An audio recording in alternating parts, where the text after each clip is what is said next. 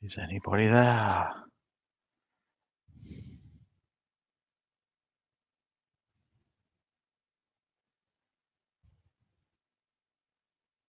Hey, Secret, how you doing?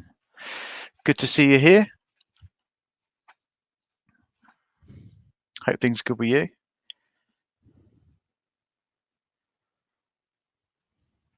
Multitasking.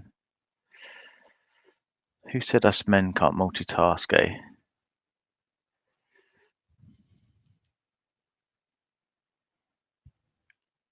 So I'm just trying to see if it has put it out properly on YouTube. Hi, it's Cherry. Is it Cherry or Sharry?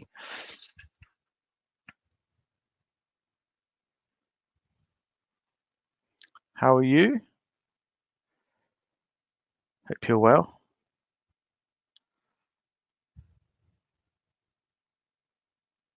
Cherry or Sharry? I suppose you can't really tell me, can you?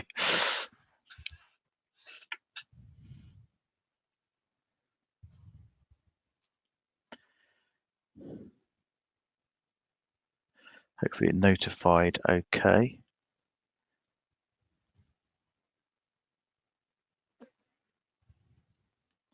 I'm just going to hang on a couple of minutes, just bear with me. So have you all had good Wednesdays? Sherry, I am fine. Yeah, I'm very well, thanks. Not too bad. Not too bad at all. I've had a few days off work, so that's obviously been nice. It's always nice to have time off work. Hi, Kim Timlin. How are you? It's nice to see you here. Just saying how nice it is to have some time off work. Hi, Firefly. Oh, thank you. Awesome video. Yeah, I think it just needed to be said. Really, I'm not gonna keep talking about Armchair, but I think that just needed to be said, really, didn't it? I think that's what a lot of people are feeling at the moment. Not just our channel, obviously. It's quite obvious now that there's a lot of other channels that are feeling the same. So, hi, Diane. Hi, I'll have my tally. Yeah, I think it needed to be said, to be honest. I can't believe that even now, with Frank going on his channel and asking him to stop, that he's still continuing to carry on, or he's trying now to obviously put into question Frank's account, which we all know is real. It seems to be real when it suits him. Hi, Sudamas. Yeah, it seems to be real when it suits him, doesn't it? But not when it doesn't suit him. Then it doesn't. But yeah, I don't think he's ever going to stop, to be perfectly honest with you. Hi, Kimberly Jameson. Unless the family give him some kind of cease and desist, proper cease and desist, I don't think he'll ever stop. I don't think he's got any intention of ever stopping. Which is a real shame, isn't it? Because what he's doing to the legacy of Shanann and Bella and Celeste and Nico is wrong. It's so wrong, isn't it, on so many levels? Hi, Holly Jolly. It doesn't need to be like this. He's not employed to solve any cases. Hi, Shirley Thompson or Shell Thompson. He's got no jurisdiction to solve cases. He's not employed by anybody to solve cases. He's not fully qualified to solve cases. Why does he think he has to solve the case? He's not even a freaking proper detective. It's just ridiculous, isn't it? Whole thing's become a bit of a sham, really, isn't it? And now he's even ignoring the family, which, exactly, Firefly. As long as he's making money, he'll never stop. And that is the bottom line. That is the truth. He'll find any way to discredit the Rusex if he can when they come into his room. Why do they let him get away with it? I have no idea. I have no idea. Perhaps they feel that they can't do anything else other than go into his chat and try and stop him that way. Yeah, I don't know. I really don't. But it is sad, isn't it? It's sad that they're asking him to please stop, and he won't. He won't. He'll try and say that it's fake, or it's Rebecca W that's doing it, or things like that, and he'll just try and cloud the whole thing in and discredit the whole thing, so that he hopes that people will forget, people will move on. And when he says about why don't they ask anyone else to stop, well, nobody else is so obsessed as you, Alan, are they? No one makes hundreds and hundreds of videos, one after the other, about nothing, about just stuff that he's made up. It's absolutely insane. So I think we're all fed up with it, aren't we, really? But yeah, a lot of people do buy his bullshit, unfortunately, Kimberly. Especially people that are new to the case, will buy that sort of stuff. And they'll believe it, and they'll think that he's getting justice, and they'll think that any minute now NK's going to be arrested, as he keeps promising. Apparently he's got some new bombshell evidence coming up next week. I mean, we just heard it so many times, haven't we? It just gets boring, doesn't it? It gets boring. I mean, what's he found now that the FBI or CBI wouldn't have found? It's just nothing. It's nonsense. It's absolutely nonsense. You're absolutely right. I'll have my tell you, he has lost sense of decency. He has. I think he's got lost in his own little world. I think he thinks he's some kind of, important detective that needs to be respected by the FBI and CBI and everyone else. I mean, what do you say to that? What do you say to that? Yeah, he's turning into Mary Marlowe, isn't he? He's two peas in a pod there. Two peas in a pod, for sure. Shocking. But I can't see it stopping. Hi, Kimberly. Sorry, mate, that's no worries. Traffic is a disaster the day before holiday.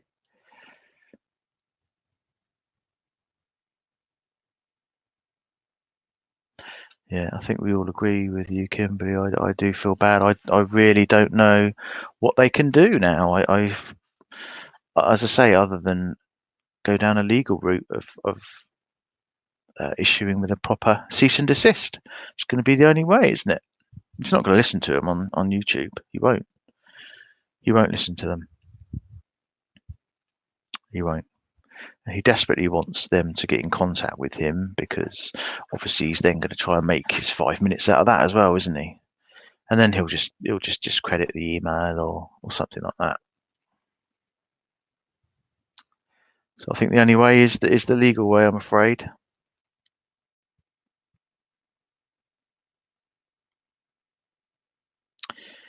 Right. Okay. So yeah. So subject tonight, obviously, as you can see, is a familiar, nice, cheery subject for you. Familicide, family annihilators, which sadly, we've all become a bit too accustomed with, haven't we? Certainly this year, there seems to be one after the other this year. Obviously, you had Chris Watts, Timothy Jones, Michael Wayne Jones, all very dark, sick cases. So I just wanted to go over this a little bit, really, just to give you a few of the terminologies and maybe some of the sort of psychology behind it, really, looking at a few older cases and stuff like that. I shouldn't imagine it'll be too long. But yeah, so I'm going to hop up to the left-hand side and bring in the second screen. You'll probably see loads of people copying what I do now, as they get familiar with StreamYard. So just remember you saw it here first, okay?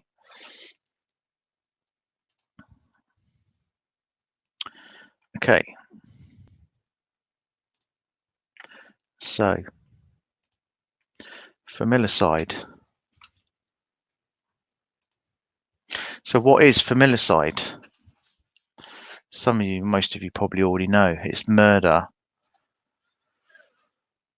or murder-suicide in which the perpetrator kills multiple close family members, most often children, relatives, spouses, siblings, or parents.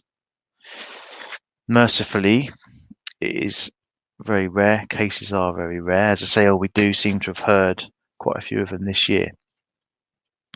And whether that's because of social media and stuff like that, that could possibly be the case.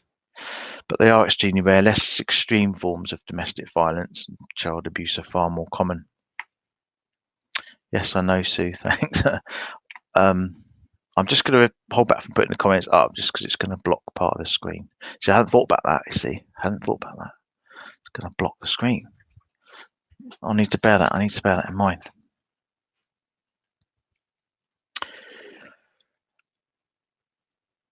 It's most often used to describe cases where a parent, usually the father, kills his wife and children, and then usually himself. In most cases, they actually kill himself, but obviously not always. Although, of course, cases like Christopher Watts, Timothy Jones Jr., that is not the case. It's not the case where they've killed themselves.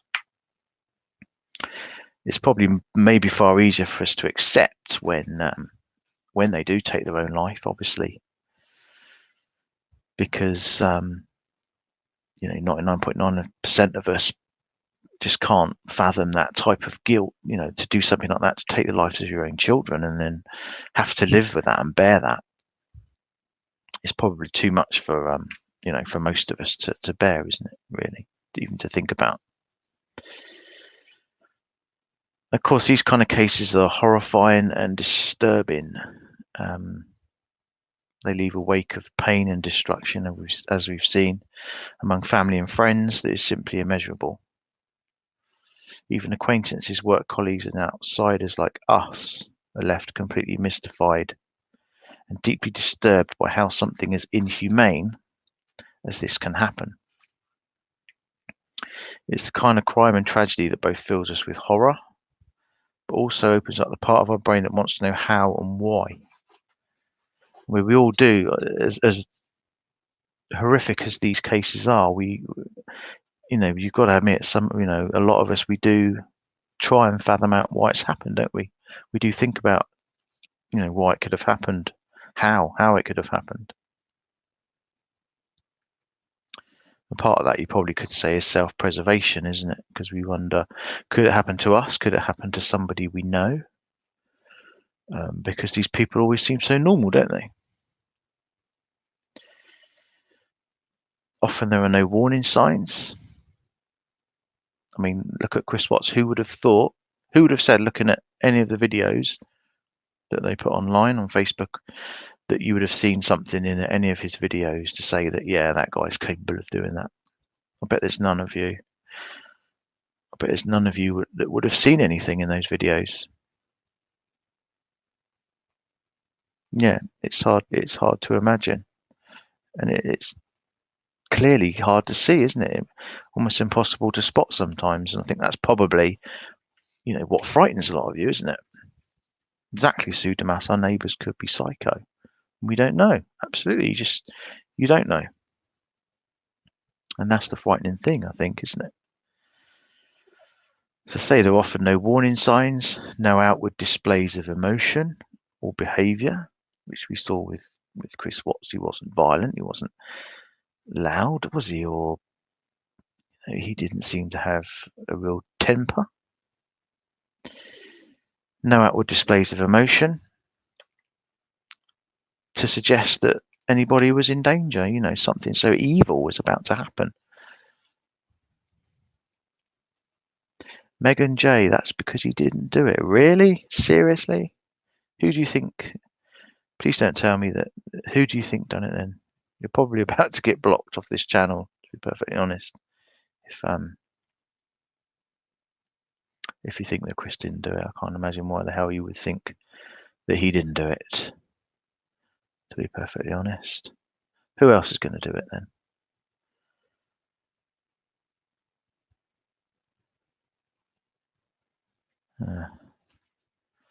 You better watch that Megan J. Often in hindsight, people will say he seemed a bit off, a bit cold, a bit distant maybe, but nothing to suggest his extreme behaviour has taken the lives of his own family. I won't block someone for stating an opinion, Megan J, but I will block someone from slandering a victim, because it's certainly not, if I think you're going to say what you're going to say, it's not a belief that we hold here or we ever would put up with. So I'd ask you to respectfully leave if you think it was if you think it was Shanann, then you can you'll have to respectfully leave, because that's ridiculous.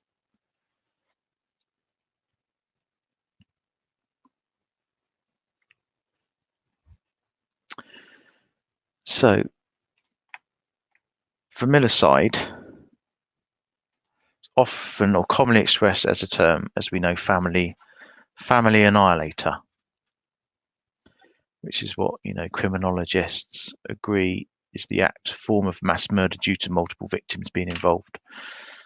The term side is Latin for the act of killing. So there are actually various definitions associated to this, as you can see on the screen. So you got, I don't know if these are pronounced these correctly, but matricide, killing of one's mother. Okay, that's cool then, Megan J. That's fine. That's fine. You can stay here then, as long as you don't think that. That's fine. I personally believe, and most people in here will believe that Chris done it. But if you feel differently, if you feel that somebody else, as long as it wasn't Shanann or her children, then that's your opinion.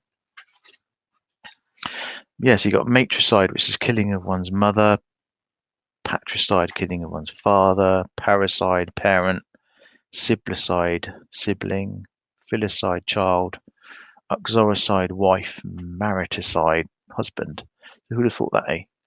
Who would have thought so many different sayings?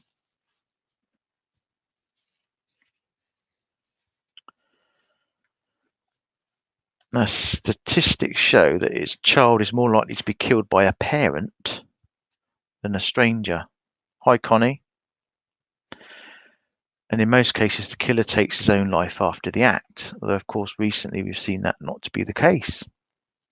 These people don't. They kill their children and they don't take their own life. I think that's far harder for us to accept, isn't it? That you can live with yourself after doing something like that. Now, of course, the thing is, when they do take their own life, everyone's left wondering how and why. More so because obviously they can't get any answers. Was it planned? Was it an act of passion? Was it spontaneous reaction? Even when the perpetrator doesn't take their own life, often left family, friends left behind are still wondering to speculate over so many questions. Which, I mean, you would, wouldn't you? How could you even begin to try and understand something like that? It's impossible, really, isn't it?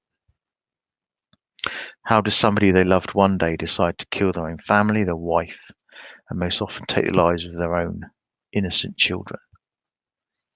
It's truly unbelievable. But we do see it. So sadly, we see it. Hi, happy wife. Of course, the trouble is this is such a highly emotional subject, one that carries an unavoidable level of tragedy and sadness. It's a type of crime that many people find too difficult to explore. And I appreciate that. It is a bit of a sensitive subject. Yeah, you're right, Firefly. They do always get caught. But they still do it. They still do it. However, of course, in order to raise awareness and maybe help people see some signs, people obviously do look into these crimes and try to understand the psychology behind them. By studying cases, and obviously people that have done it and haven't killed themselves. Obviously, if they kill themselves, then they can't learn anything really, can they?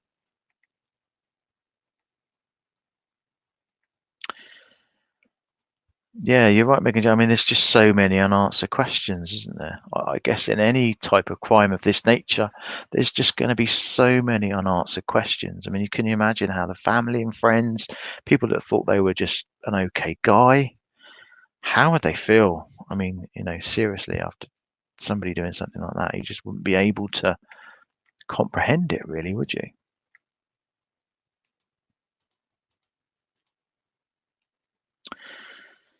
So, not surprisingly, 90 to 95% are male, Caucasian, 30 to 40 years old, believe it or not, kind of mid-30s, white males. That's what statistics show.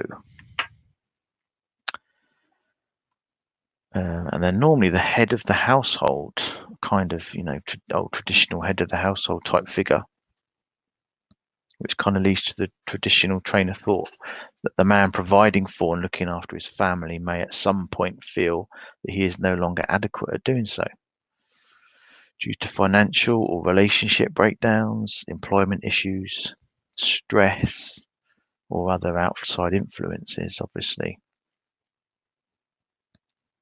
Very often he will feel depressed, paranoid, intoxicated, or have behavioural or psychological issues, or a combination of these. Of course, with Chris Watts, he didn't really seem to be any of those, did he? I mean, it's kind of since coming out that he did have some kind of narcissistic behaviour problem, but it wasn't massively apparent, was it? He kills each member of the family who is present, sometimes they even kill the pets. John List, yeah, I'm going to talk about John List a bit in a minute, actually, just quickly. Yeah, Kimberly B, it's white men in their 30s. I don't know. Statistically, that is usually the profile. I mean, it's not even kind of midlife, is it? 30s, in their 30s. And as I said before, often they do commit suicide after. Over slightly half of them do commit suicide afterwards, or they may force the police into some kind of standoff, and then obviously get the police to kill them before they kill themselves. But as we've seen recently, that's not always the case. We're seeing more and more where they don't do that, where they want to pursue another life, or they want to punish their wife or someone and just kill the children. Statistically as well, weirdly, the month of August is generally the main or the most common month for it to happen. Now, whether that's to do with new school years and stuff like that, whether this is children related, could well be. Start of a new school year, that kind of thing. The pressures of a child's education, possibly. But they do statistically slightly happen more in August. And they do tend to happen on a weekend as well. I guess that they have the most access to family members at that time, I figure, on a Saturday or Sunday. As you know, of course, Chris Watts was a Sunday, wasn't it? It was just before the Monday, on the Sunday. Sue DeMassa would have thought Christmas time. Well, yeah, was it Scott Peterson, wasn't it? Was that Christmas Eve? Lacey went missing, I think it was, wasn't it? QW will not commit suicide. No, I don't think he will. I don't think he really knows what he's done. I don't know. It just feels like it sounds, from the sounds that are coming out, it sounds like he's kind of just thinks he's had a bad day, doesn't it, or something? And even during his interviews, he didn't seem massively upset. He seemed more upset at how people were going to perceive him, didn't he? Like his family and his work colleagues. He seemed more worried about that. than actually what he'd done to his children, which couldn't fathom that at all. Unbelievable, really. So, in contrast to other groups such as serial killers and mass murderers, perpetrators of familicide often have good backgrounds. They're often normal people with good jobs, not known to the police or the criminal justice system.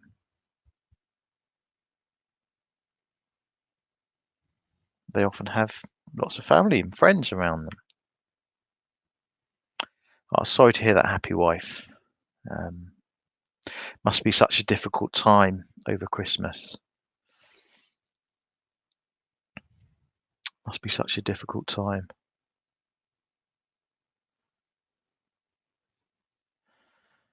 For anyone who doesn't know, happy wife, it was her brother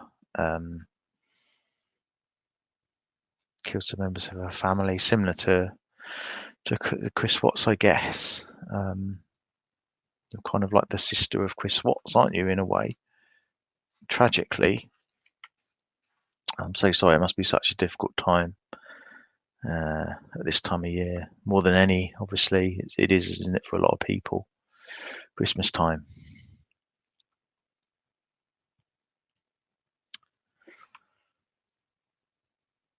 So they can also be very successful, these people. Certainly not someone that anyone would perceive is going to kill their entire family. And that obviously is the worrying thing, isn't it? That's the worrying thing about it.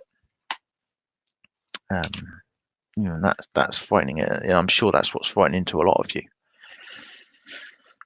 That there's just no perception before it happens that anything could go wrong. So as I say, to profile someone that's going to kill his own family, you'd have to say a middle-aged man, 30s, white, a good provider, who would appear to everyone, neighbours and friends, to be a dedicated husband and devoted father. That's how conflicting it is with these kind of people. And it's been familiar through a lot of cases. That has been, consistent. They've not been, people haven't said, I thought he was a bit crazy, or I thought something really, he was going to do that. It's never come out. Comes out like that, which is frightening. Which is really frightening. Now, often a key factor appears to be a rage or uncontrollable anger that he feels he has been wronged by his partner, whether this is due to the partnership breaking down, an affair in the marriage, and/or difficulties surrounding access to the children. There can be a revenge aspect where he leaves the mother alive to suffer after he takes the lives of her children. However, this is by far not the main reason for this type of murder. Now, research into family annihilators is still in its infancy. The rarity of cases, I'll say, they are very rare. Although we've seen a lot of them recently, they are statistically rare. And the fact that, because of that fact, coupled with the fact that most killers take their own lives, or over half of them, doesn't really allow for much research to kind of take place.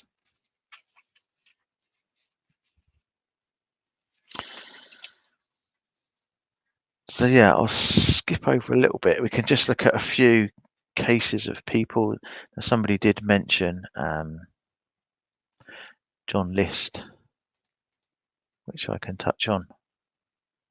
So John List was in, some of you may know, I know Firefly's familiar with John List. I don't know if all of you are, but on November 9th, 1971, 46-year-old accountant John List killed his two teenage sons, his teenage daughter, his wife, and his mother in their Westfield, New Jersey mansion using a revolver and a semi-automatic handgun to coldly end their lives.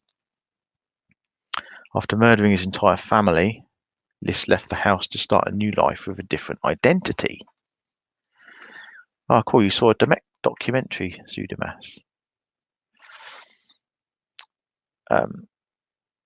Yeah, he left to start a new life with a different identity. Now, because he'd planned the killings so well in advance, cancelling services to his home and telling employers and schools the family were going on an extended vacation, the dead bodies of his mum, his wife, and 3 children weren't discovered for almost an entire month. Entire month.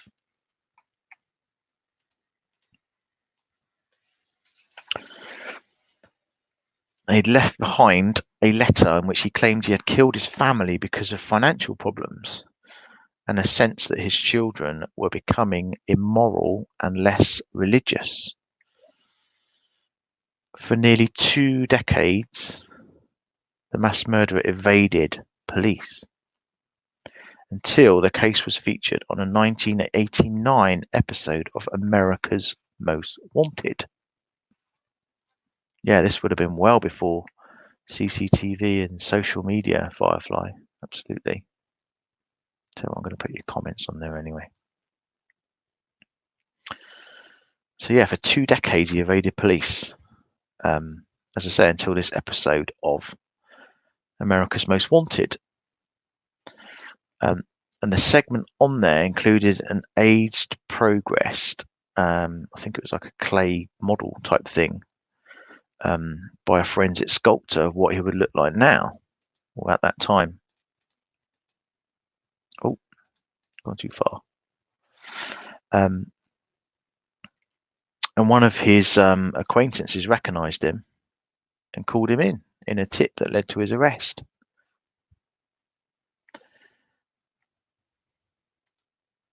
Oh, I didn't know that, Firefly. He lined them all in the ballroom in sleeping bags. Dear, oh dear. A nasty man. But anyway, in April 1990, he was convicted of 5 counts of first-degree murder, and he was given 5 consecutive life sentences for the killings. While in custody, he died on March 21st, 2008, at the age of 82. So I don't know if any of you remember him. Yeah, look at the hair on him. Yeah.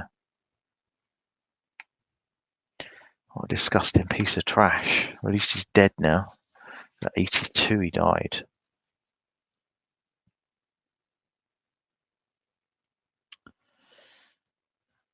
Okay, now there's only got 3 or 4 cases, that's all. It's not many. Next case is Robert William Fisher. Yeah, it is amazing he got away. 2 decades he got away with that for. I bet he probably thought he was never going to get caught as well.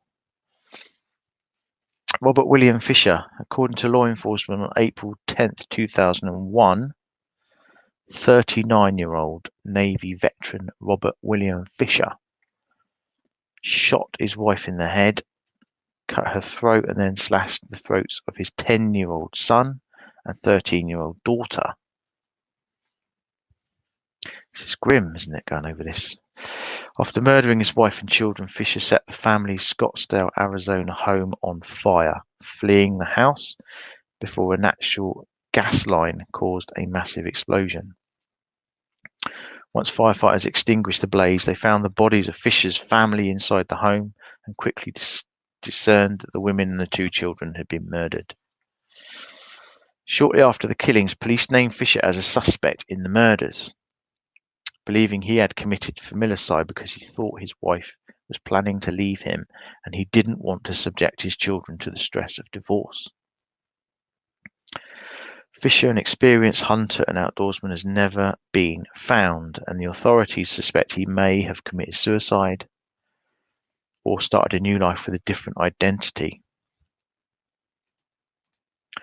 Now, in 2001, in 2002, he was named by the FBI as a 475th fugitive to be placed on the list of the FBI's 10 most wanted fugitives. In 2015, the FBI released multiple age-progressed photos showing what the fugitive may look like today. They're the pictures that you can kind of see on the right-hand side. Let me just hide that on the right-hand side. And they're offering £100,000 reward for tips leading to the arrest of this wanted man. That was that happened in 2001. That's when they believe that he murdered his wife, son and daughter.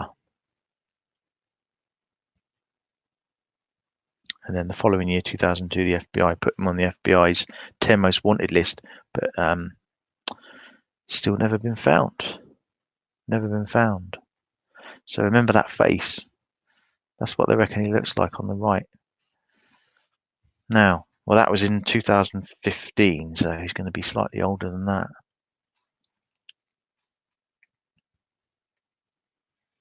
Robert William Fisher.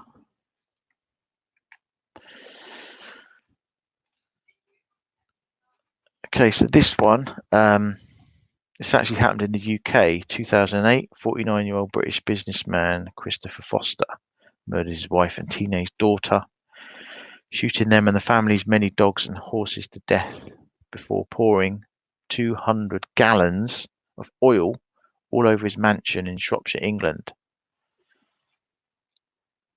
I must say, I don't actually remember this one, but after setting the home on fire, he climbed into bed next to his dead wife, and he eventually died from smoke inhalation. Security cameras posted around the property captured the tragedy, allowing law enforcement to learn exactly how Foster killed his wife, daughter, and himself. An investigation after also revealed why Foster, who lived in an opulent home worth well over $1 million, committed murder, suicide, and arson. So this guy was rich, a rich businessman.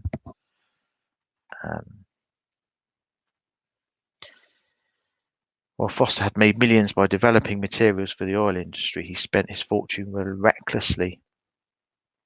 Oh, you remember that one, do you, Diane? Yeah, he spent his fortune recklessly purchasing material items like expensive sports cars simply to keep up appearances. When his business began to fail, creditors started threatening to repossess his assets, including his costly family home.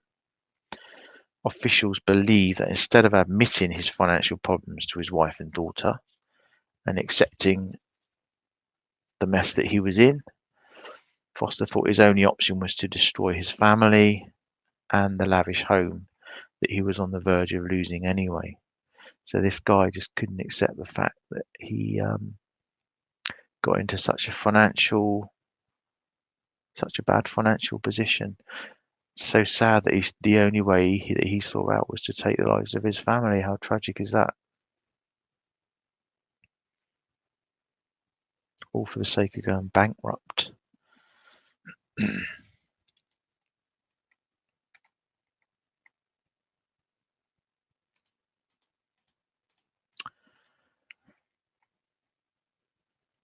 And then lastly, of course, or nearly lastly, Scott Peterson. You're probably all familiar with this one. I would imagine a lot of you in the US are.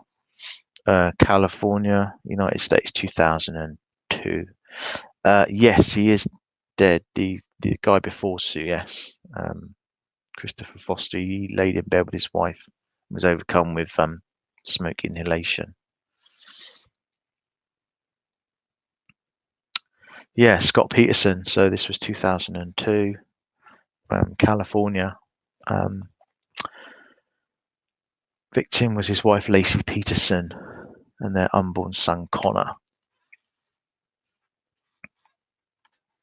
There you go. We've got an expert in the house, Firefly. So yeah, Lacey Peterson was 8 months pregnant with a baby boy when she went missing just before Christmas. It was December 24th, Christmas Eve 2002, when she went missing. Her husband, Scott Peterson, said that he had left to go fishing at Barkley Marina. He had told other people he had planned to play golf on Christmas Eve. Scott said that when he left home, Lacey was about to take the dog out for a walk. Later that day, the Peterson dog was found wandering with a leash attached. There was no sign of Lacey. Oh, I didn't realise her other Mother wrote a book, Kimberly. That'd be an interesting read, wouldn't it? You read it. Ah, that's good. I would imagine that's quite a riveting read, actually. So after a few weeks, still no sign of Lacey, a member of the public, as of course you know, Amber Frey, called the police. She couldn't understand why her boyfriend, Scott Peterson, was on the television and billboards looking for his wife.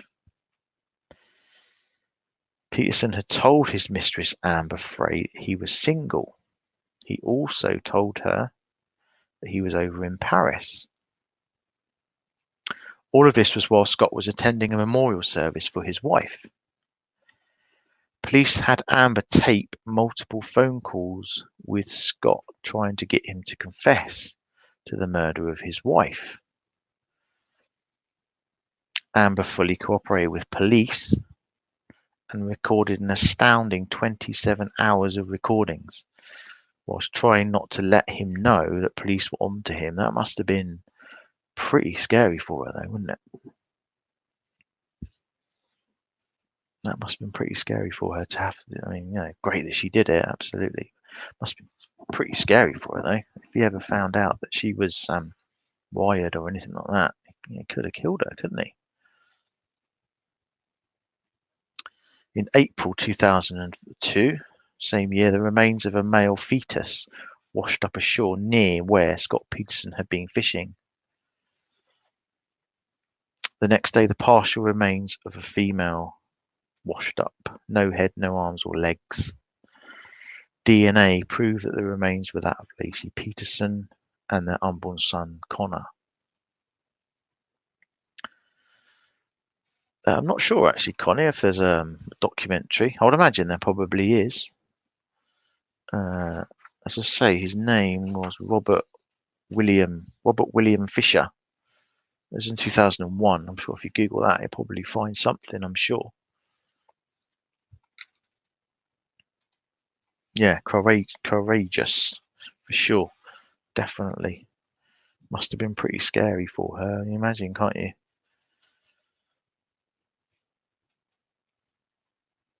So yeah, DNA proved that the remains were that of Lacey Peterson and her son Connor.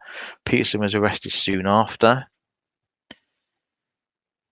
as he had changed his appearance, and police feared that he would try and run.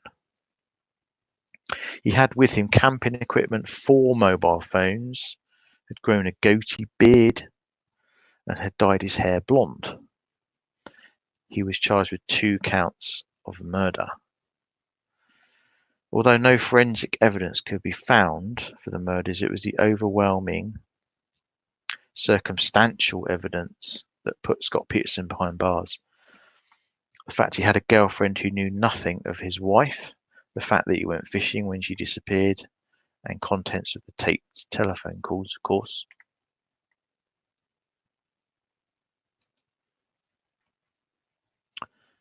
Yeah, that's certainly debatable. I mean, her behaviour's certainly been questionable. Although I think, you know, if they have got anything on her, I'm sure they would have come out with it. I mean, they've got this documentary coming out, haven't they, on about the Watts case? I'll go into that at the end anyway. I'll try not to go off on a tangent, but I'll talk about that at the end.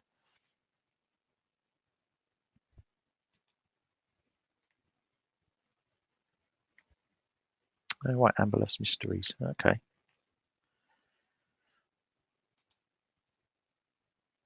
Yeah, he was getting ready to bolt, wasn't he? I think, yeah, definitely about to do a runner. That's why they got him. So yeah, no forensic evidence could be found. It was the overwhelming circumstantial evidence.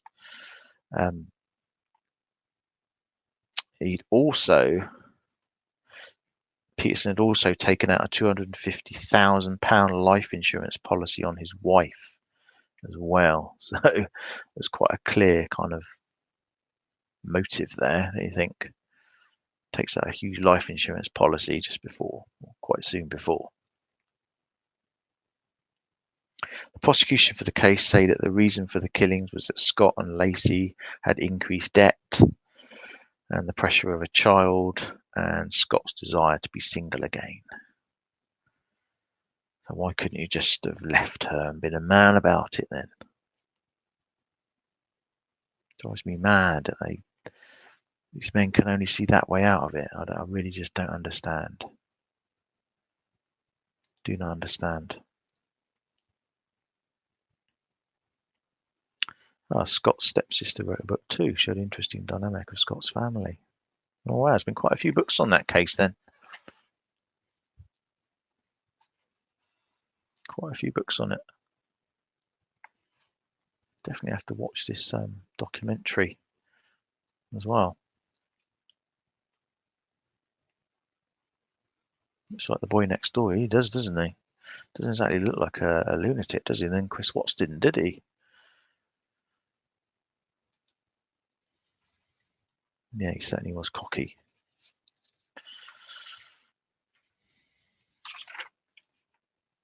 So yeah, just to sum up, characteristics. So 55% are raised in their 30s, like they say. I don't know how old Scott Peterson was.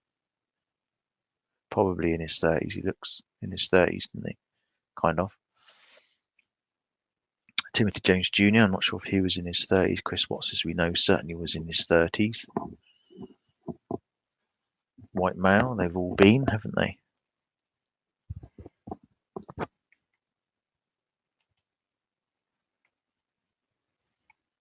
Wow, really? Some of his family think he's innocent. Huh. Yeah, good luck with that. Good luck with that one. As I say, the killer's more likely to be a Caucasian man. Usually the father, son, or brother of the victims, or a combination. Often the children are too young yet to be in school. Interesting point. Usually have no former criminal history or history of mental health, which you could say is true in a lot of these cases. Hi, Amy Jarrett.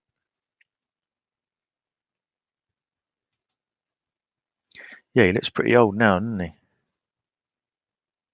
don't know how old he is, actually. I have to find that out. Usually, the family annihilator will have a high profile or good, solid job.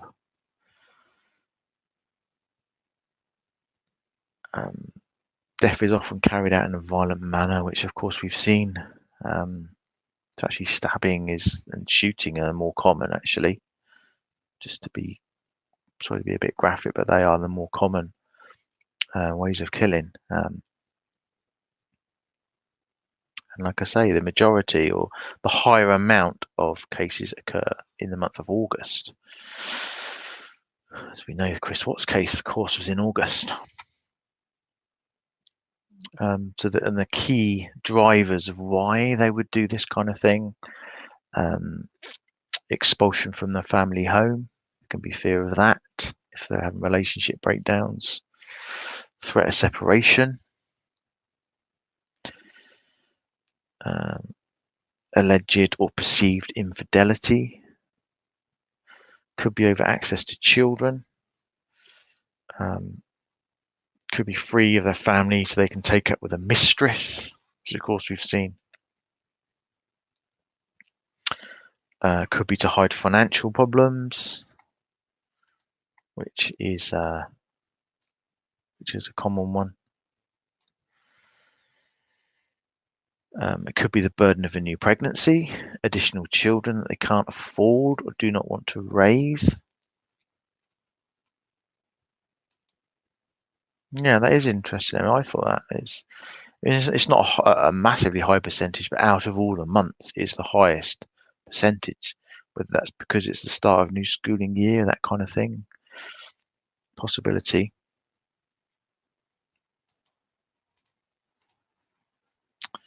Oh, hang on, I've lost my window. There we go. Or even not being mentioned in a will has been a reason before for it to happen. But the fact is that 81% of family annihilators will attempt suicide after the fact. Whether they're successful or not, I don't know. But most of them do attempt suicide, but not all of them, of course, as we've seen recently.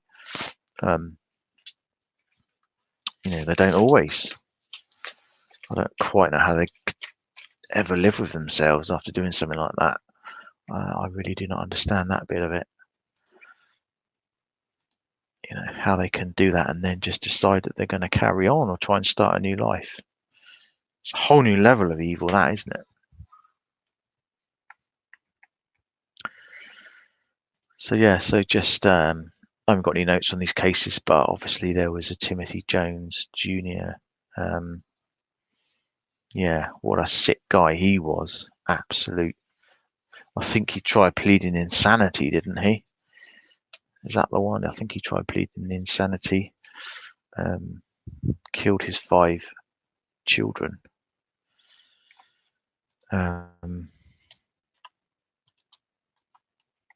He worked his oldest child to kind of death just by getting him to exercise until the kid literally died through exhaustion.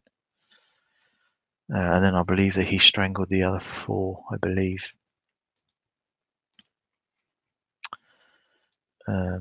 Let me just double check my notes, make sure I get this right. I think he put them in his vehicle, and I think he drove around aimlessly for days, similar to Michael Wayne Jones Jr. actually, before dumping their bodies, which, as I say, we've seen that before, haven't we, in the Michael Wayne Jones?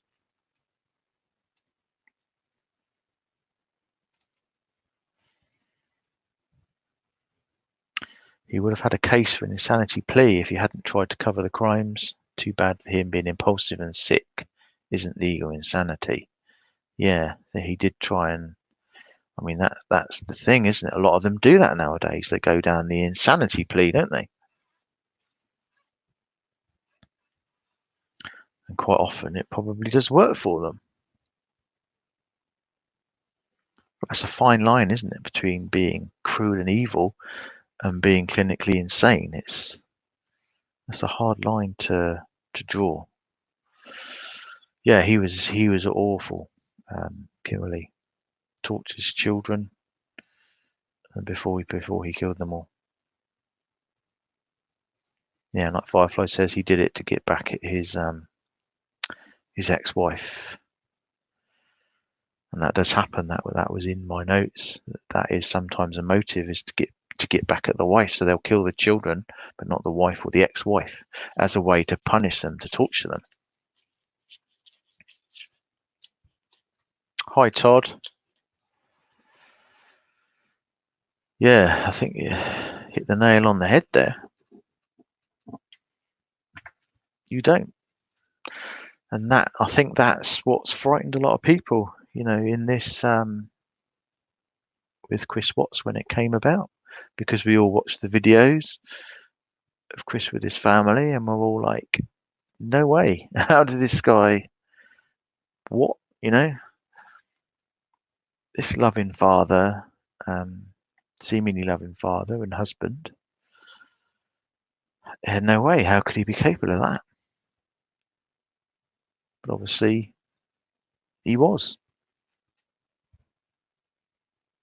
And, I don't think we'll ever get our head around that. I don't think he'll ever tell the truth, the whole truth anyway, about why he did it. Whether he even knows why he did it now, I don't know. I think he's probably gone delusional. He's probably losing his mind in prison, is what it sounds like. Stuff that he said to Cadle and stuff like that.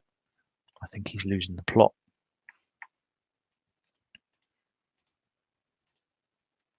Of course, that was the latest one. Yeah, that's a really interesting thought, Dante.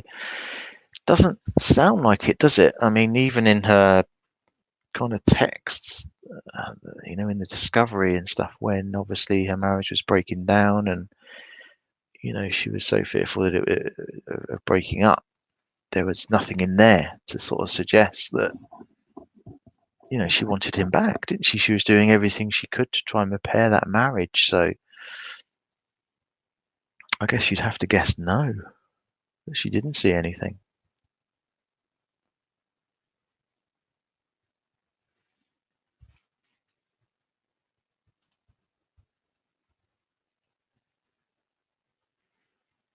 Yeah, exactly. Most people that know them can't believe they were capable of it. And they all kind of say that, don't they? They're all shocked. I'm sure that's the same for the Roussettes. I'm sure they're absolutely dumbstruck when they find out what happened. I can't even imagine what they must have felt because they loved him. They loved him like a son, they said. Frankie loved him like a brother.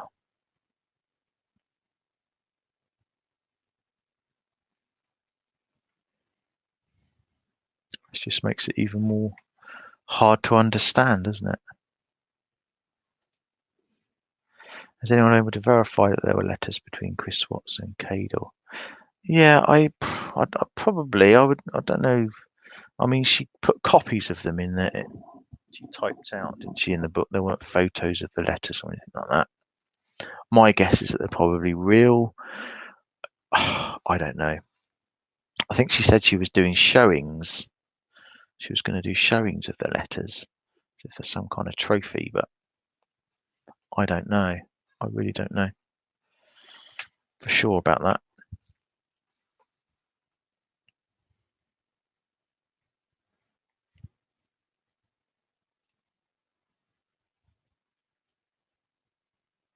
I really don't know.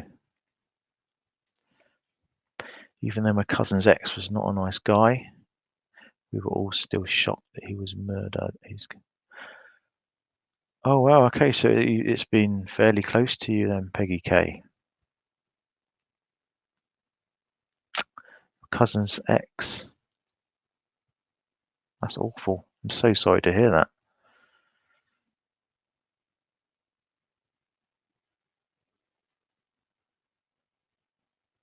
It must just be dumbfounded. It must just be total disbelief, I would imagine, when something like that happens.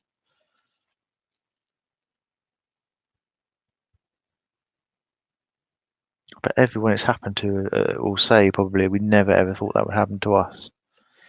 I'd imagine everybody that happens to would say that.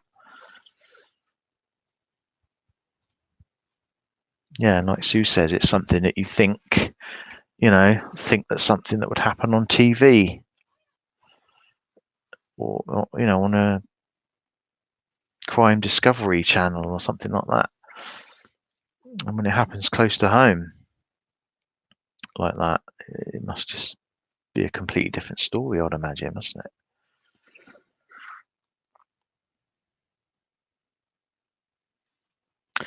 $17 years. Well, you'll get plenty of support here, that's for sure. The guys in this community are great, so you found a nice community to be able to talk to people about it if you need to get stuff off your chest. I know 17 years sounds like a long time, but I'm sure it's not.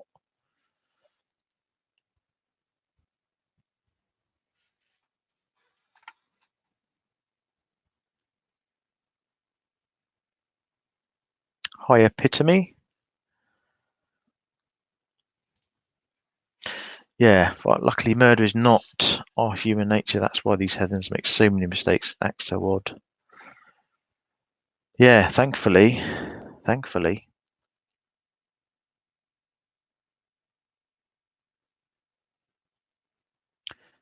they do make mistakes.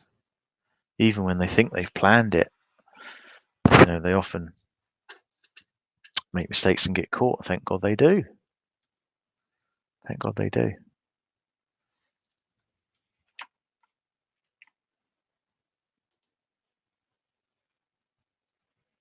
High fives for Epitome.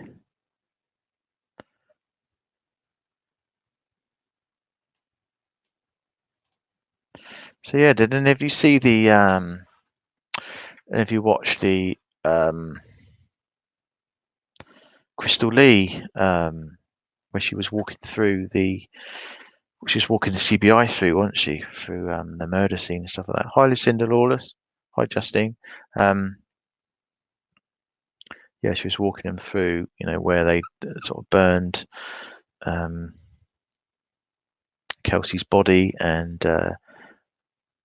Kelsey's apartment where she had cleaned up the murder. Did you see that video? She seemed to have a really odd kind of nervous thing, didn't she? Like a nervous sniff. She was constantly sniffing, and whether that was just nerves or like an anxiety attack because what she was having to go through. I don't know whether she's got some kind of learning difficulty or something, or I don't know. There's something wrong with her. I found it odd. I was trying to work it out. Hi, Lisa Lux, new from Scotland. Got a brother in Scotland, up in Glasgow. He loves it up there. Yeah, I don't think she was crying. She seemed to be quite cold how she was talking about what happened. And do you believe her? Do you think that she, because she was saying that she left some blood splatter there, didn't she, for the police to find? Do you believe her on that? I just think she made that up. I don't know. I'm in two minds about that.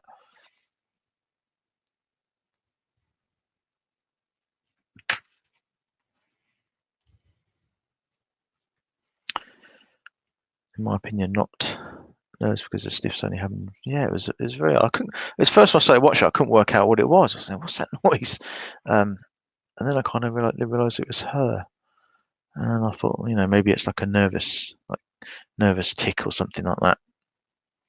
But yeah, it did seem a bit odd. I think her sentencing is coming up next month, I believe. I think it's early December when she will be sentenced for tampering, which I think is the maximum, as I said before, is 3 years. Which she definitely deserves 3 years for sure. She could have gone to the police. I don't care that she says she was frightened. She could have gone to the police. That's what they're there for at the end of the day.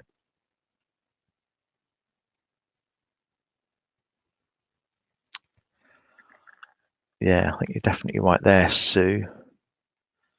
You've definitely got to have a screw loose. And it's so different, isn't it? There's so many different types. I mean, you got people that pre-plan it. It's premeditated. These sort of people definitely have got a screw loose.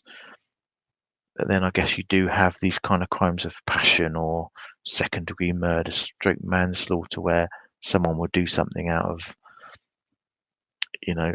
passion or sudden kind of anger or whatever. And yeah, it's difficult to know, isn't it? In each case, kind of is a lot of cases are unique. Certainly, all these cases that are pre-planned, premeditated, and the way that they carry out the murders is really disturbing. And when you start talking about murdering your own children and stuff like that, that's a whole new level of evil, isn't it?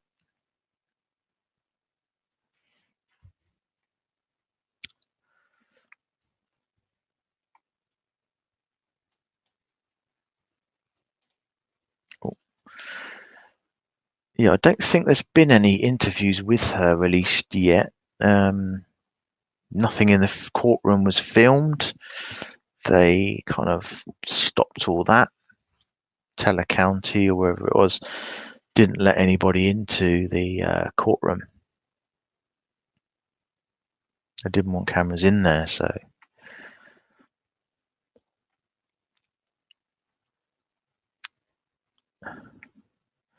Dante. Oh, I missed Dante's question. Yeah, I have no idea. White men in their 30s, mostly. Obviously not always, but that does seem to be the general majority.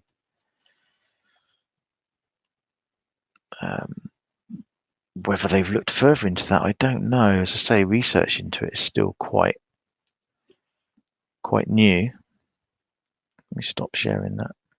Research into it is still quite new.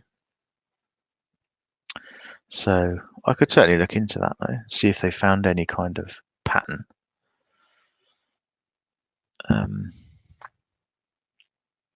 So they do tend to be kind of 4 different reasons. I'll have to just refer to my notes a minute, but they kind of classed them into 4 kind of areas. You've got self-righteous killers who actually hold the mother responsible for the breakdowns of the family, and they'll often even call the mother before to explain what they're about to do. They see themselves as the provider of the family, and if they are unable to meet that role, they can enter dangerous territory.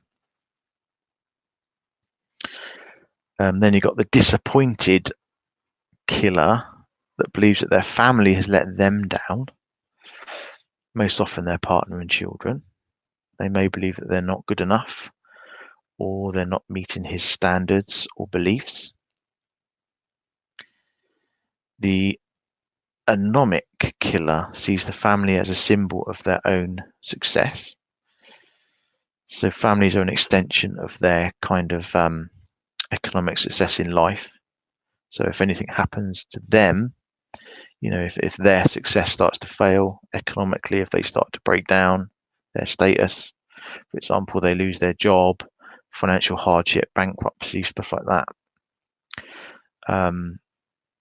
they'll take that out on their family. Their family serves no function. And then you've got paranoid killers that are often motivated by a desire to protect their family from a perceived threat, such as having children taken away by social services.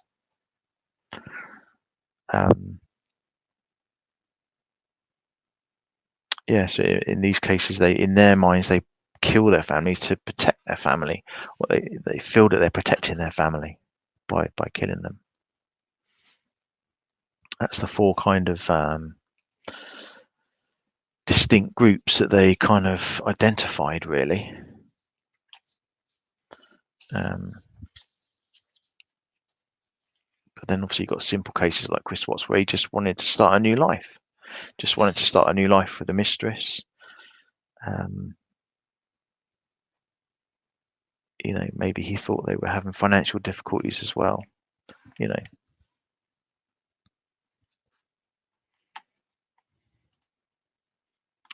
TP, could you share your thoughts on how creators and subs can safeguard themselves better against troubled, sick people who may bleed over to social media?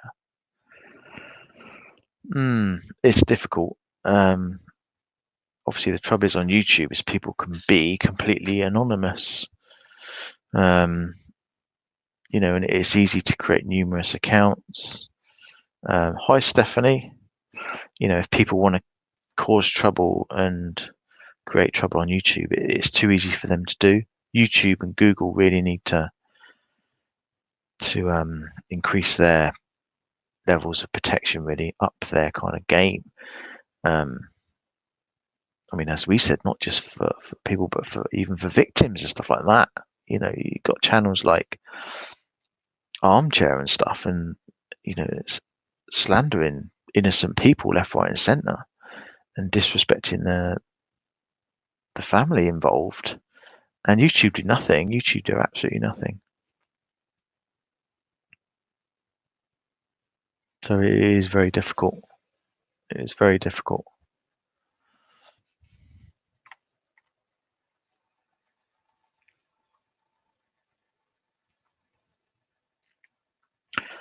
But in the case of Christopher Watts, I really cannot see anything happening now.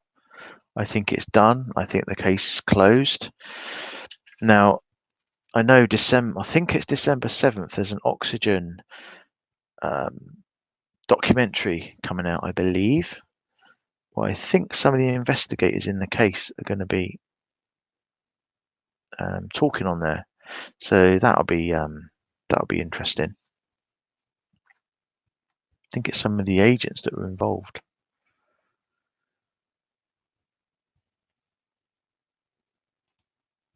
Lots of good people. That's what we like. That's what we like here. Good people. I think we're a nice little channel, a nice little community.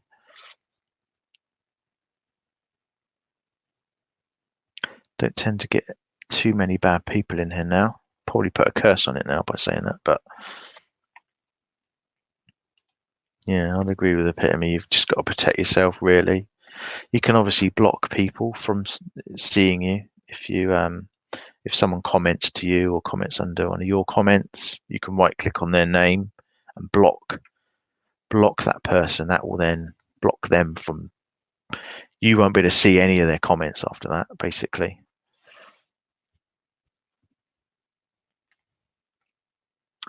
Yeah, I don't remember the name of the special. Let me show it. I can look it up for you though. The wonders of the internet.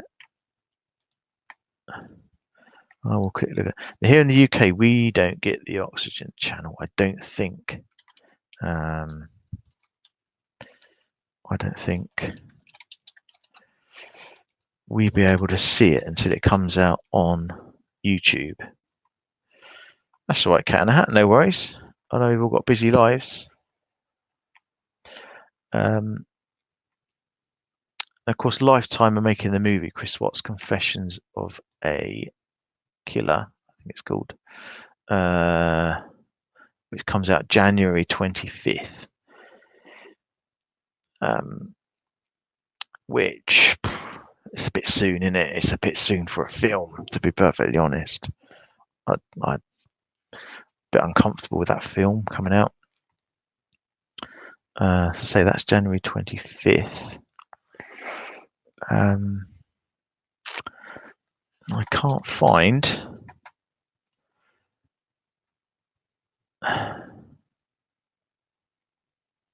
Oh, here we go. It's Criminal Confessions is the name of the program. Criminal Confessions. Dick Wolf's Criminal Confessions season 3 premiere takes on the Chris Watts case. That is December 7th, Saturday, December 7th. A special 90-minute episode featuring the lead investigators on the Chris Watts case.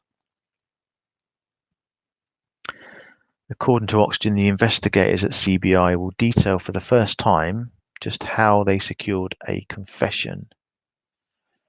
Investigators will go into detail on one of the most baffling cases they've encountered as they worked to expose the truth about what happened. Well, that's going to be quite interesting because I wonder if they are going to say anything about Nicole. Are they going to say something like, we investigated Nicole, but we found out this, and that's why she was not considered a suspect, sorry.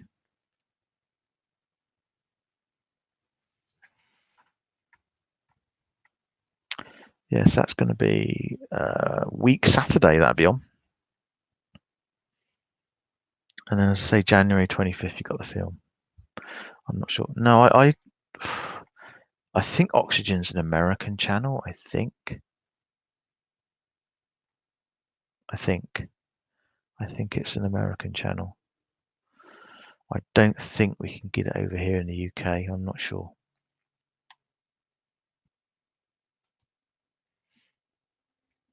Yeah, she may well have been, Connie. Yeah, she may well have been. It makes you wonder, though, doesn't it, why they didn't say, if they had just said something at the beginning. I mean, last I heard was on documentary a while ago, wasn't it? They said that she had some bombshell evidence, and that was all they said. Bombshell evidence. It's like, okay. I just wish that somebody would say something just to stop all of this online craziness.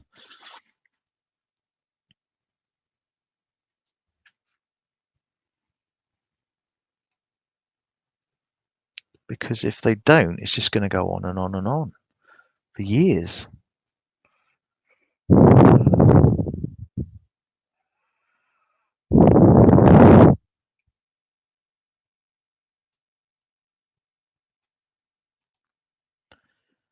Yeah, we're pretty good people. Funny, down to earth. Not all of us, of course, but majority of us are. I think you have to be, don't you, really, in life today? You have to be able to have a laugh and be down to earth. We don't get Oxygen Channel up north. No, we don't get it. We don't get it down here either. I'm pretty sure it's an American-based channel. So we'll have to wait till somebody decides to stick it up on YouTube. Well, it doesn't normally take long, does it, for people to do that? Diane loves a laugh. We need a good laugh. That's what we need. That's the trouble when you talk about crime. It's difficult to have a laugh, isn't it? To be able to laugh about something. We talk about murder all the time. It's a bit depressing. It's interesting. It's fascinating. Don't get me wrong, but oh, thanks, Rabid Dog. I saw your video actually. Yeah, well done. Yours was really good actually. Totally agree with 100% with what you said. If anyone hasn't seen Rabid Dog's video yet, go and watch Rabid Dog's video. Agree totally with what he says. He pretty much agrees with what everyone here thinks. You know, it's time for something to. It's time for it to stop, isn't it? Really, with Armchair, it really is. It really is.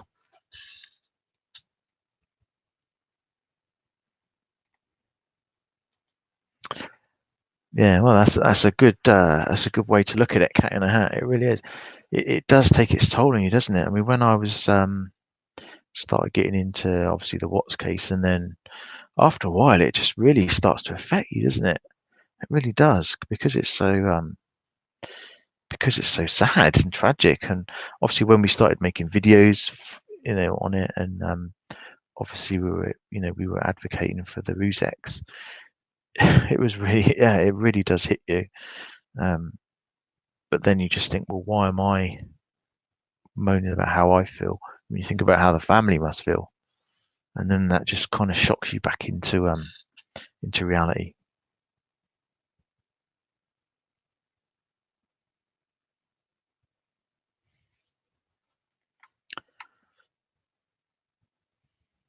But yeah, definitely watch Rabid Dog's video. It's good. It's good that other creators are, other people are speaking up. Size of a creator means nothing. Doesn't matter if you've got 10 subs, 100 subs. It means nothing. We're all creators. We've all got our opinions. We've all got freedom of speech, and we're all quite entitled to practice that freedom of speech. And if you disagree with someone, so you're not hating on someone, you're critiquing someone, and you're saying that I think what you're doing is wrong. So there's absolutely nothing wrong with that. And if other creators can't take that, then that's their problem, I'm afraid. That's their problem. Yeah, 100%, Diane. 100%, we are. We are. And it's nice to be like that. I like that. I like the fact that we got a nice community. And I like the fact that I know that, as we've had people in here that have had tragedies in their families, that they feel happy here and they feel welcome here and they feel they can get support here. So, that's what we want.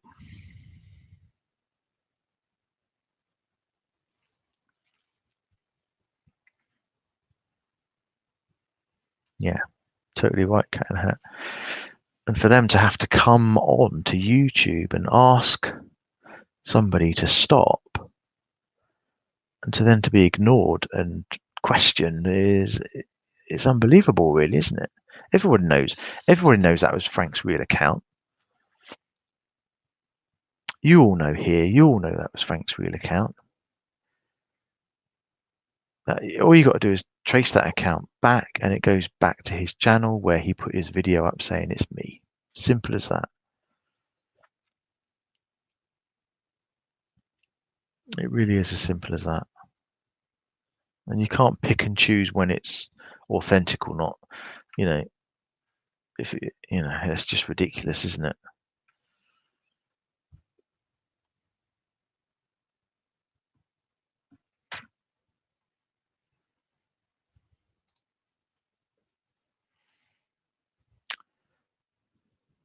Yeah, exactly. He seems to, any channel that hasn't got, 40 odd thousand subs like he has got, um, he seems to have a real problem with,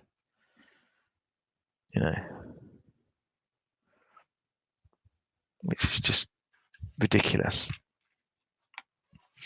You should respect anyone. You should respect anyone's channel. Doesn't matter how many subscribers they've got. You should listen to people. Like I said, is it a coincidence that all these channels are calling them out? Is that really a coincidence? People from all different countries, all different walks of life, are deciding to speak up about it. I don't think it's a coincidence, do you?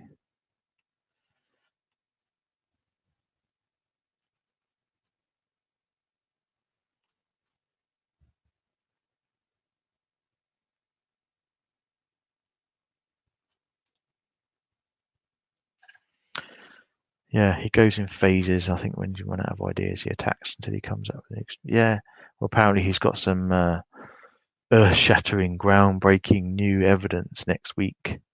So we'll all wait with bated breath for that, won't we? And he's simply, it's narcissistic behavior. It's people calling him out. People are exposing him for what he is and what he's doing. And like when narcissistic people get confronted like that, they don't know where to turn. So they get angry and they try and deflect things away. And that's exactly what he's doing. That's exactly what he's doing. He doesn't like the truth being told. He doesn't like the truth being put in his face.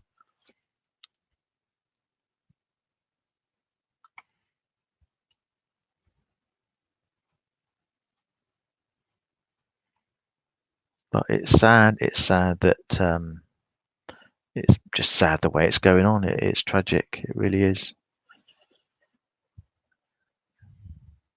Oh, thank you, Firefly. Thank you very much. Yeah, happy Thanksgiving to the Rusex. Absolutely. I just hope that they can get, they manage to, if they desperately want him to stop, that they manage to do it. But I don't think he's going to listen to them. I really don't. He'll just try and discredit them, and that's what he's doing now. He's trying to discredit them, saying that it's not real. It's Rebecca and Rebecca W. and all of that. I mean, I know that Rebecca's account's real. I know that she speaks to the Rusex. I know Frank's account's real. We all know it. We all know it.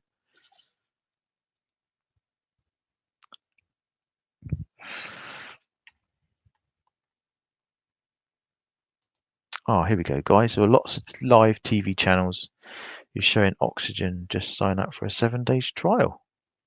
Bingo. There you go. I'll have to look that up.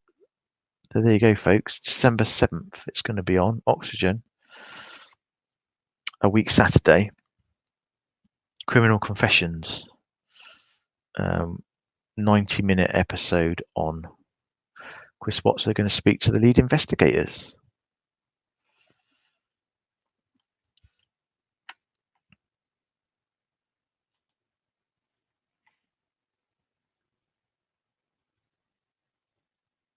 Yeah, I would never, I just couldn't be like some other creators are. I couldn't be arrogant or pat myself on the back, or it's more about, it's more about you guys being part of the channel and stuff like that. It's not, it's not just about stuff that I put out. I just appreciate that you watch it, you like it, and you join the lives and you'll get along, and it's great for me, and we put facts out. We don't make up conspiracies. It would be so easy to do. It would be so easy to. I could probably tomorrow come out with a video if I wanted to, with some kind of fabricated evidence that makes. Oh, thank you, Kimberly. That's very kind. Thank you. I could probably fabricate some kind of evidence that looks like it's going to incriminate NK, and people would probably love it and probably watch it. But why would I do that? Because I'm making stuff up. And why would you make stuff up? Why would you try and create a story? Hi, Mick. Nice to see you. I haven't seen you for a while. Hope you're doing all right. There we go, guys. So we need to enroll to. Oh, Diane, thank you very much. That's very kind of you. Thank you. That's really appreciated.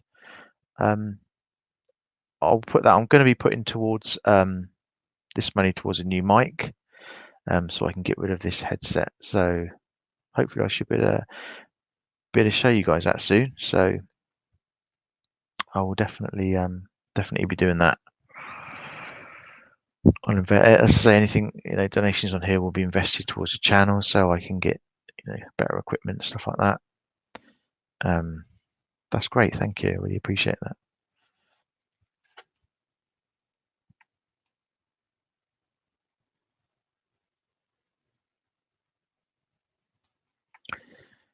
So yeah, so we need to cancel. So we need to subscribe to Oxygen or join up for the trial, and then cancel after 7 days. I might put something in the community post actually about that. So if any of you guys do want to watch it, or you do want to find out how you can watch it, then you can do that. Yeah, absolutely, Rubber Dog. That's what we are trying to do. Because I personally believe that her legacy and her memory now needs to be not what it is at the moment. Certainly, people just need to stop making stuff up about the case, and they just need to respect the family's wishes, and just let it go, and just let them rest, let the family get some peace, and let them grieve in peace, because they haven't been able to do that for the whole year, really, have they? And it's just been dragged on, and it could have been ended months and months ago.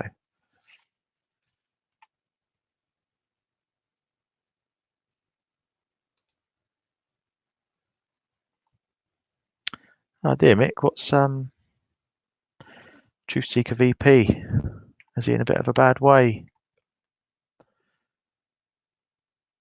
Oh, sorry to hear that. I'll have to try and get in contact with him. He's always been for anyone who doesn't know, Truth Seeker VP's always been a very good supporter of the channel. I'll definitely try and find out how he's getting on. I hope he's okay.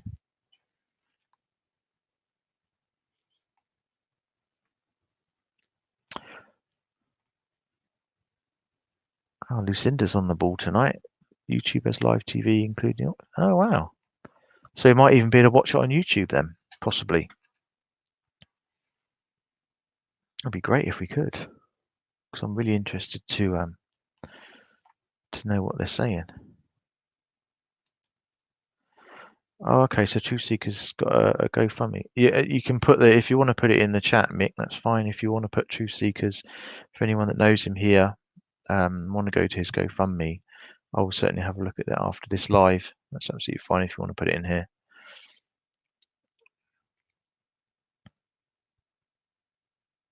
Hi, hippie love. Nice to see you around.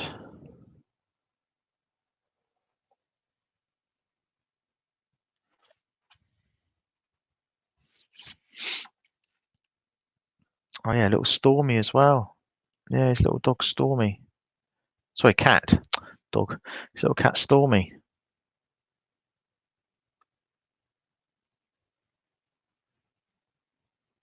Well, I'm sure everyone that knows him here will go and have a look after this. We'll go and have a look at his GoFundMe. I didn't know he was having a few health problems, but I didn't know how severe it was. It sounds like it's not so good.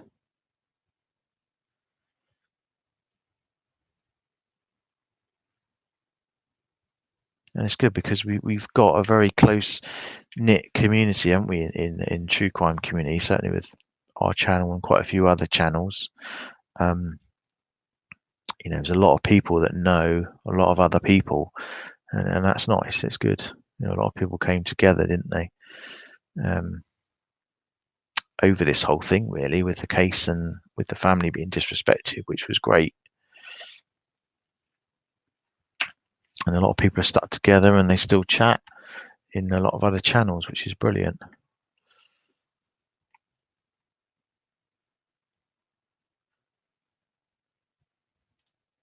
Yeah, I mean that's one thing. I mean, people will say, well, everyone else talks about the case, but it's like people don't talk about it every single day, and trying to um, pin people and make them suspects every single day.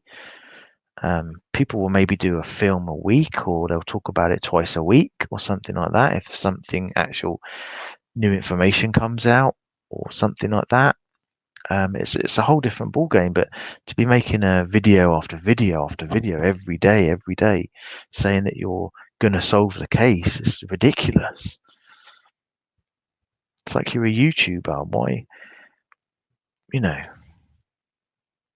it's not your job to solve the case. You're not employed to solve the case.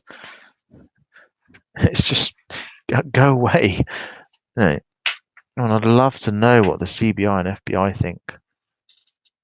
I really do.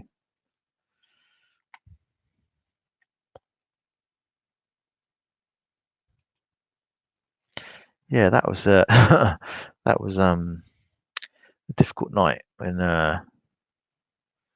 Carolyn. I mean, Carol. I like Carolyn. I like my ramblings. Yeah, that was an interesting live, wasn't it? Let's just say that. But times have moved on. I guess we realised that what we'd done. But that's the difference. It took me 5 seconds to honour Frank's wishes. It was instant. I didn't even have to think about it.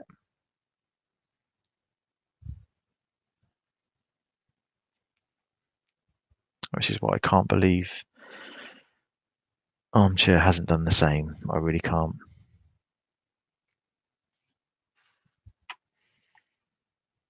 Yeah, that was a tough night. We had about 450 people in that night as well. It was interesting, but I wouldn't take back what we've done and what's happened. I wouldn't take it back for the world, really, what we did.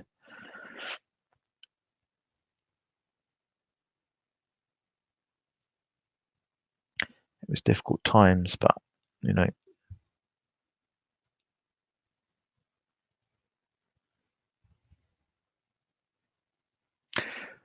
So yes, so I'm gonna jump off, I think. So we need to go and find if you know Truth Seeker VP, go and look for his GoFundMe. It sounds like he's in a bit of a bad way, so yeah, let's see what we can do as a community to go and lend him some support.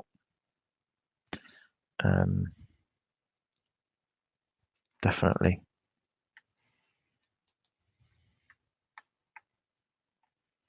Yeah, I don't think it's healthy for him. I think he's about to blow a gasket, isn't he? He looks like at the moment. He's become way too self-obsessed, way too self-absorbed. Ego's got out of control. It's ridiculous.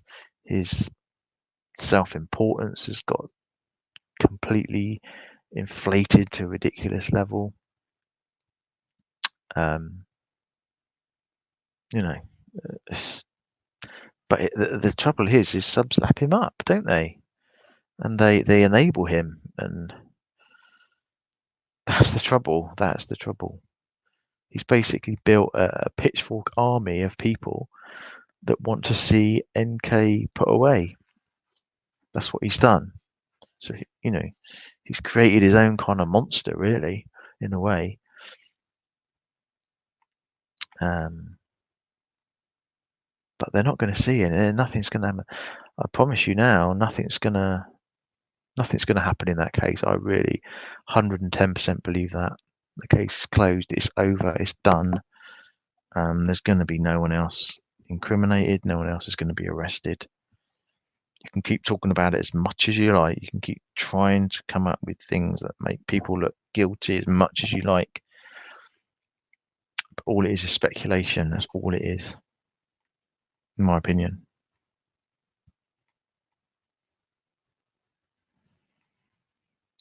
Can't find his channel. Yeah, it was always. Let me just see if I can find it. Bear with me a second. You had to get the sort of spelling right, otherwise it won't come up.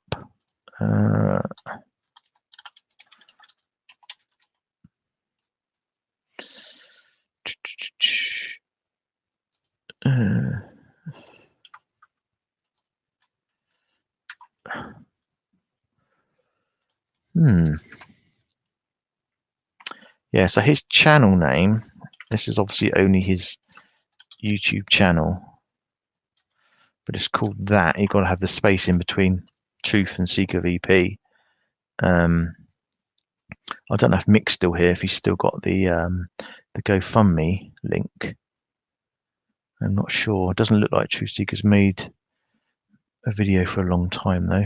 I know he did have some health problems.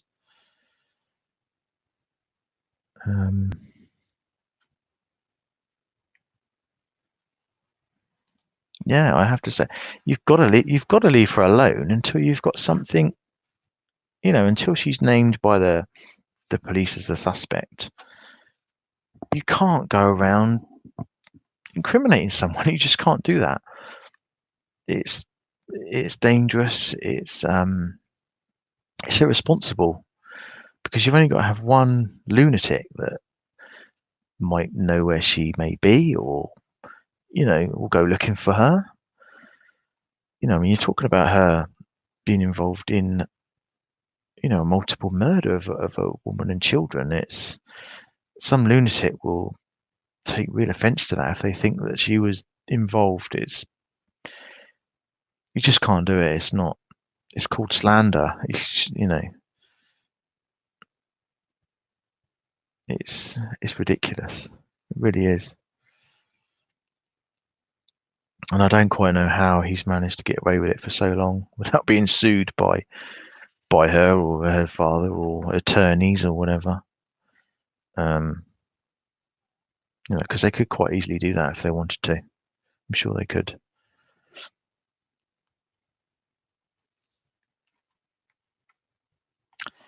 Right. Okay, folks. I am going to jump off. Just going to have a quick drink before I retire to Bedfordshire. Thank you all for coming in. Thank you so much for the super chats. Thanks to Firefly and Kimberly for looking after the chat. It's much appreciated. I hope you found some of it interesting. I hope you learned something from it. And I'll look into the oxygen thing, and if I can find some kind of link to the YouTube page that they've got, I'll put that up on the community post. We are starting a Facebook group. We've got it created, so probably the next day I will put the link up on the community page as well. It's going to be a private group, so you'll have to be approved by me or Kimberly or by Firefly if we get in. All that we ask is that when you try and join, if you can just put your YouTube name down when you try to join, just so we know who you are. You know, we know that you're one of us, and you're not some nutter that's going to cause havoc in our Facebook group. I mean, we'll soon kick you out anyway, but it'd be better to not have you in the first place. So yeah, I'll put that up on the community page as well. So you can take a look at that and please join if you want to. Oh, I missed a comment there. Apprentice footballer for Luton Town. Well, I'm quite into football myself. Never played professional, but Luton Town, Kenilworth Road probably would have been then in the early 90s. I think it still is, isn't it?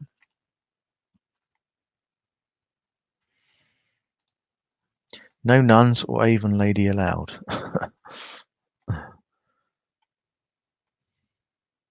Yeah, if you don't want to join, if you're worried about being hacked or anything like that, don't join. But I promise you, we're going to do our absolute utmost to keep any crazy people out. So people will be able to, outsiders will be able to search and see the group, but they won't be able to get in unless it comes through us. So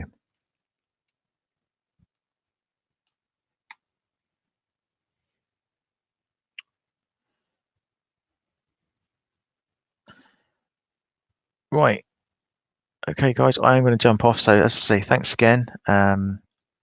And I'm sure I'll see you again soon. I'm away this weekend. I'm away seeing family this weekend. So all have a wonderful weekend. I'll probably put some posts up on the community posts, stuff like that. As I say, I will say about the oxygen documentary that's coming up and the Facebook group. So yeah, look forward to that. I hope you can join. Don't worry if you can't, it's not a problem. But yeah, so I'll see you all again soon. Have a great weekend if I don't speak to you before. And thanks for popping in. Thank you.